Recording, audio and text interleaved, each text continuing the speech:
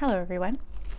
Welcome back to my channel. I'm Allie at Allie G Reads, and I am going to talk about some horror slash, I like how I say slash, some horror creepy books that, I've just kind of been in the mood to read these kinds of books lately.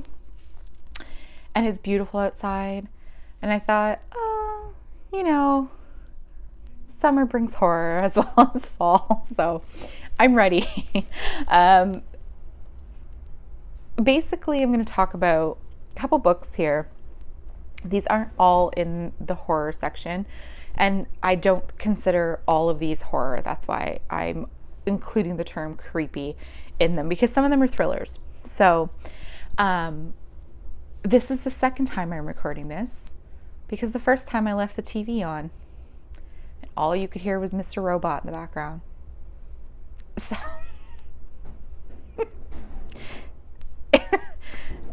if I seem a little out to lunch, it's because the first really good take, all you could hear was the TV. So I'm working with what I got, people. Without further ado, let's get started. So the first book I'm going to talk about is actually a short story collection. It's The Lottery by Shirley Jackson. I did read Haunting of Hill House, and I didn't like it as much as I liked the old black and white movie of it, and also the Netflix series. The book just didn't do it for me, but I actually read this collection first because I had heard that The Lottery was insanely creepy, and it is. Most of the collections in this book are really good. I'm trying to see how many there are. Actually, there's quite a few. There's like 1, 2, 3, 4, 5 parts to the book, and they each have like more than 5 stories in each part. So you're getting quite a few little stories here. My two favorite are The Lottery and Charles. They're both creepy. The Lottery, you can't even say what a short story is about, really, because it gives so much away. The Lottery is really reminiscent of The Wicker Man, I think. And then Charles is kind of like a parent horror, like a creepy kid. So those are my two favorite, and those like have stuck out over the years. I've owned this for quite a few years, and I do read it every once in a while still, because I do really love those two stories, and they've stayed with me all these years later. So I recommend this, especially with short stories. You can kind of like pick it up and put it down and forget about it. So this one for sure. I've got 3 books by female horror writers. I'm impressed, because females write great horror and great creepy books, but there's not enough of them. So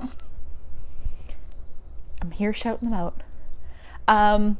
The Bird Eater by Ania Ahlborn.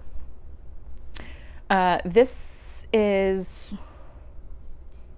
I had to get this on Amazon. I couldn't find it in a bookstore. I think she has one book that's kind of in bookstores more than the others, but I got this from Amazon, and it's one of those, like, I think it's printed as it's ordered. So this book is creepy, and it's atmospheric, and it's very well done. This is about a man, and his aunt was murdered in their home all these years ago, and now he's an adult, and he's recently lost his son, and he has to go back to this town in Arkansas and go to this old abandoned house and fix it up. And weird stuff starts happening while he's in the house. This has it plays on that fear of being watched in your own home a lot, and very well. It also plays on that there's that one creepy house on the street that, like, when you're a kid and you hear the town folklore about it and what actually happened in the house, it plays a lot on that as well. But this book at its core deals with grief and trauma and loss and mental illness very well, which is what great horror does, in my opinion. Like, it can pull these real life things that are quite scary, and write a commentary on it, basically. So that's at the core what this book is about. But the opening to this book is one of the best openings I've ever read in a horror novel, because it does that creep so well. And I was kind of like that feeling of someone being in your house creepy. That's what this does. So I do recommend this, but I think it's kind of one of those books that might be harder to find, but Amazon. This next book is a straight horror. It is in the horror section. Watch that be wrong. Head Full of Ghosts by Paul Trembley. This is the first book I read of Paul Trembley's, and the best I've read of Paul Trembley's. I didn't really like his others. This is about a journalist who is talking to a woman, and years and years ago, this woman's sister was a part of a documentary show about a girl that was possessed. And this is one of those, it leaves such an ambiguous ending, which I know some people don't like, but I would like to read this again, because I remember what I thought when I did finish it and what my thoughts are. And then I'd like to see if that still is the case. But this also does a very good commentary on like mental illness and families and reality TV. Like, why do we really want to watch an exorcism? Like, we're so fascinated with it. But this family is clearly going through something. And then the fact that the family agreed to it, you're like, would I agree to it? It's good. It's really good. I do recommend it. And it's a different kind of take on a possession, because there's this reality TV and aspect to it. So again, I relate to it, but ambiguous open ending, and a lot of people don't like that. So we'll see. Next, I'm going to talk about a British book. British horror is kind of, even the movies, like, it's on a different level. They really nail, I think, atmospheric better than North American authors. I don't know why, but every British horror I've ever picked up does atmosphere really well. So this is called The Loney by Andrew Michael Hurley. This is in the horror section. I was kind of just browsing and found it, and I'm glad I did, because it's so good. Kind of reminds me of like it has a Robert Eggers Witch feel to it. It reminds me of like classic British horror movies, like The Wicker Man. Not that fucking Nicolas Cage shit movie. The actual original good Wicker Man movie. And it does have like Village of the Damned vibes as well. Yeah, they create atmosphere very well. So this is about two brothers, and when they were younger, the youngest brother is a mute, and he's required a lot of help. So his older brother kind of looked after him and was his keeper, basically. And every year this family would travel to this like off the grid island, and they'd make their way to this place called the Loney, which was like a religious experience, and they wanted this boy cured. One day he did get cured, and he didn't need his older brother anymore, so their relationship kind of drifted. And then years and years later, a baby washes up, like a dead baby washes up on shore of the Loney. And now these two brothers have to kind of reconcile and go back and think about what happened and what their time at the Loney was like. And oh my God, like this, I did not guess where this ending was gonna go. I didn't know where this was gonna go, and it almost became a religious horror book.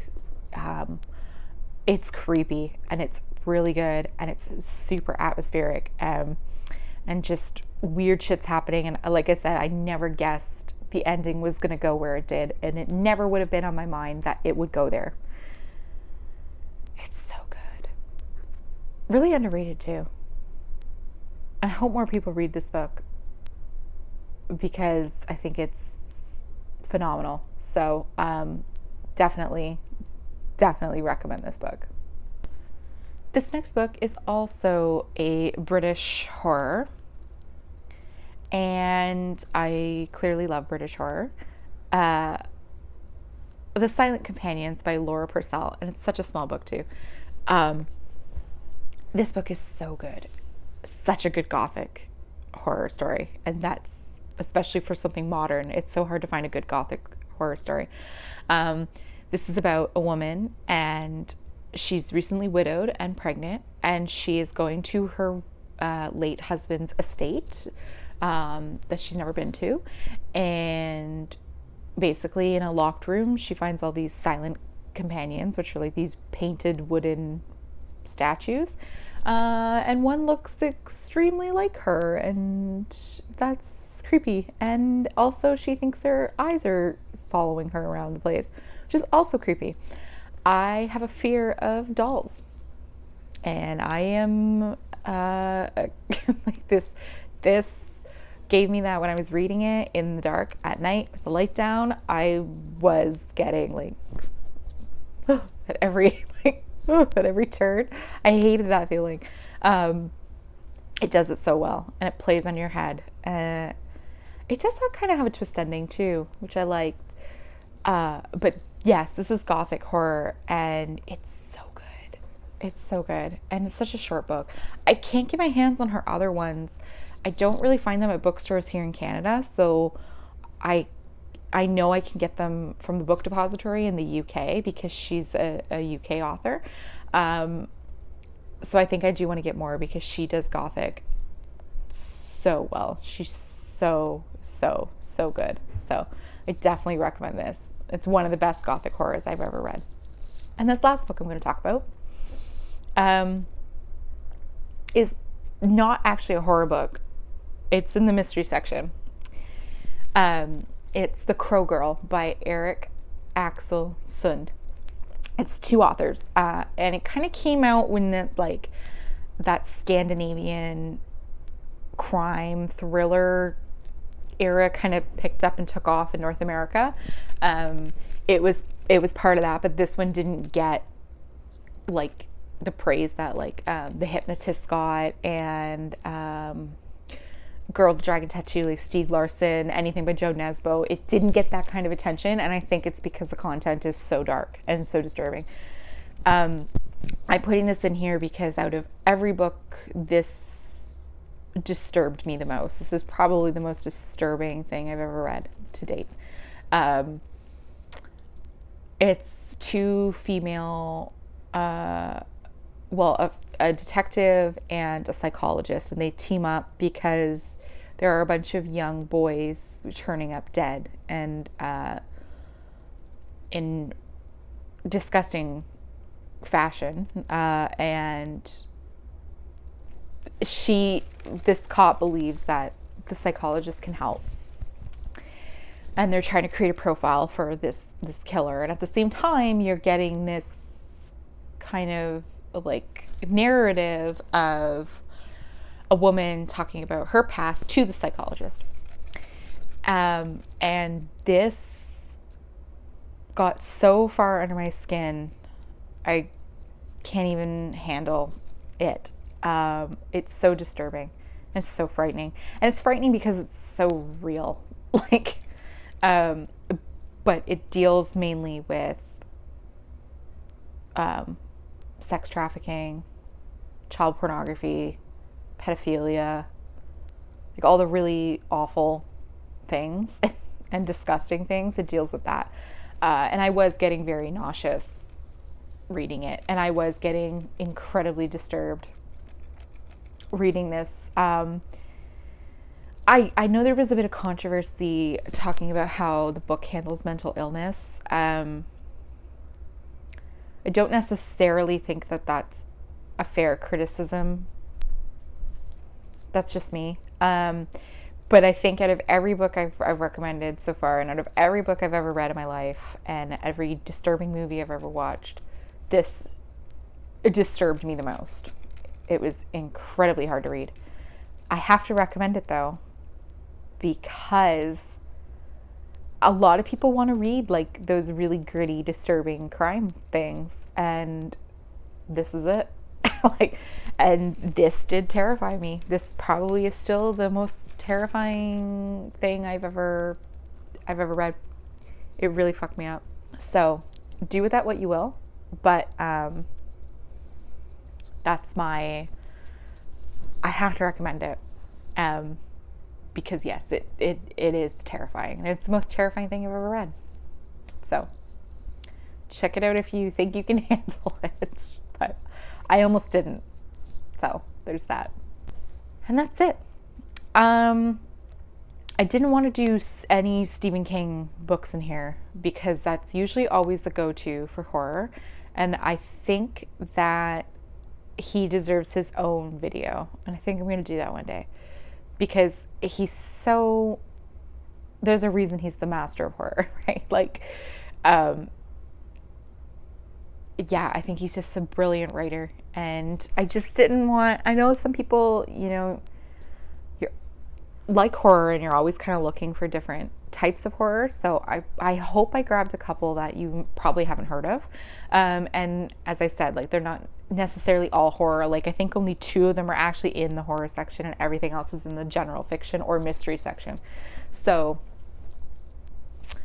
yeah, I hope you enjoyed this. I hope you find something you want to read. If you've read it, any of them, let me know. If you pick one up that you might want to read and then read it and you want to talk about it, let me know, because I'm always interested in hearing what people think about books, especially ones I recommend. So yes, thank you again for checking it out. And much more to come. I have lots of things planned. So I don't have an exit. So bye.